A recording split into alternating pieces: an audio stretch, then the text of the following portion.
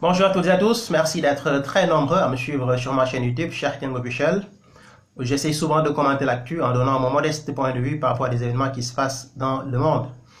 Je viens ici aujourd'hui pour faire une petite vidéo consacrée au Congo-Kinshasa. J'avais fait une vidéo sur ce pays il y a 2 semaines dénonçant la dictature Kabila, donc Joseph Kabila qui est actuellement le président du pays. Les Congolais n'étaient pas contents. Certains m'ont insulté, d'autres m'ont demandé de régler mes affaires et de laisser leur pays tranquille. Je comprends l'amertume, je comprends la colère de certains quand on parle de leur pays. Parce que moi, je viens d'un pays, Sénégal, où il y a beaucoup de problèmes et je les dénonce en langue wolof. Et tous les Sénégalais qui me suivent depuis un bon moment savent que je n'ai pas de complaisance quand je parle de mon pays. Quand j'ai fait la vidéo également sur le Congo, après une interview que donc le président Kabila avait accordé à une agence de presse américaine qui s'appelle Associated Press, j'avais dénoncé sa volonté de revenir au pouvoir parce qu'il avait déclaré qu'il ne voulait plus briguer un mandat. Et lors de cette interview, il a fait savoir que rien ne lui empêchait de redevenir président.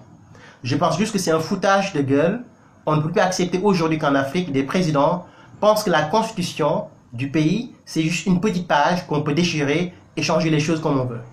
Quand j'ai fait une vidéo sur le Cameroun, je ne suis pas camerounais, en disant qu'il fallait un coup d'État, évidemment c'était assez dur comme argument, mais je pense qu'il y a des coups d'État mous. Quand vous allez au Zimbabwe aujourd'hui, le président, l'ancien président zimbabwéen, donc Robert Mugabe, a été destitué l'année dernière de manière totalement pacifique. Personne n'a perdu la vie.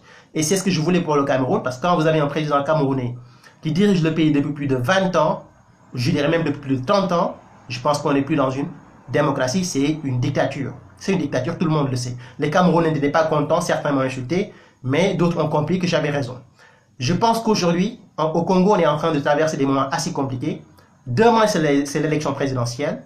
Et je vous dis une chose, demain, le Congo vote la présidentielle et déjà le gouvernement en place, Kabila, qui a dit qu'il ne voulait pas un mandat, est en train de saboter les élections. Pourquoi? Demain, il y aura 1000 bureaux de vote qui seront fermés à Kinshasa dans la capitale. 1000 bureaux de vote seront fermés demain dans la capitale.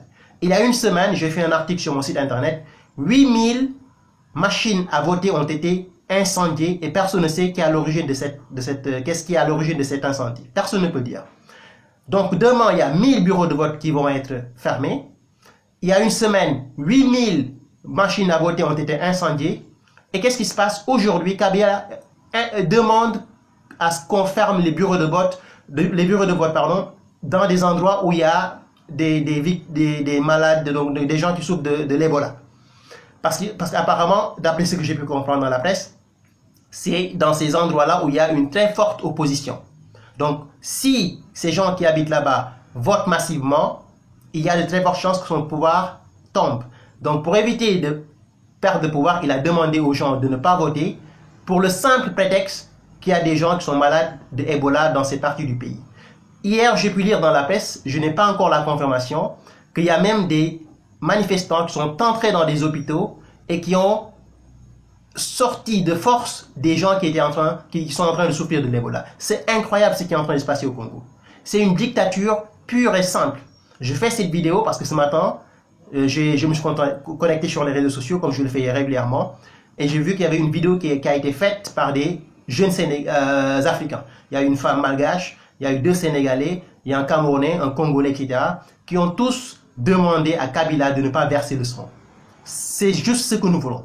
Nous voulons que les gens puissent partir voter. Nous savons déjà que les élections sont déjà remportées par le parti présidentiel parce que quand on voit tous ces sabotages-là, on sait déjà qui est en train de gérer le pays. Il ne veut même pas qu'il y ait des observateurs dans son pays pour observer et dire si les élections se sont passées de manière transparente ou pas. Ça veut dire que c'est quelqu'un qui n'a aucune notion de la démocratie. Aujourd'hui, il a dit quoi? Mes détracteurs, qu'ils aillent au diable. Il dit que mes détracteurs, qu'ils aillent au diable. Il est en train de faire en sorte que tout soit saboté pour pouvoir gagner les élections, pour pouvoir les tripatouiller comme il a l'habitude de le faire. C'est une dictature, le Congo. Je lance ce message à tous mes frères et à mes sœurs du Congo pour leur dire que je suis de tout cœur avec vous. Je suis de très près ce qui est en train de se passer au Congo. Et si ça demande que je revienne faire une vidéo, je le ferai. Ce n'est plus normal qu'en Afrique, que nous ayons des dictatures comme ça. Ce n'est plus possible. C'est facile de parler du néocolonialisme, les Blancs nous pillent, les Blancs nous volent nos richesses, mais il y a aussi un travail que nous devons faire nous aussi. Reconnaître que nous avons des dictateurs, des gens qui n'ont aucune notion de ce que c'est que la démocratie, et essayer de les combattre avec la dernière énergie pour que l'Afrique redevienne un continent dirigé par des jeunes patriotes qui aiment leur continent et qui ne versent pas le sang. Donc merci à toutes et à tous. Courage et force à mes frères et sœurs congolais. Nous sommes de très près, de tout cœur avec vous. Et la dictature de Kabila, que Kabila s'en aille. Nous n'avons plus besoin de lui. Il ne fait que ternir l'image des Congolais, l'image du pays. Le Congo ne le mérite pas, les Congolais ne le méritent pas et l'Afrique non plus ne le mérite pas. Merci et à très bientôt. Au revoir.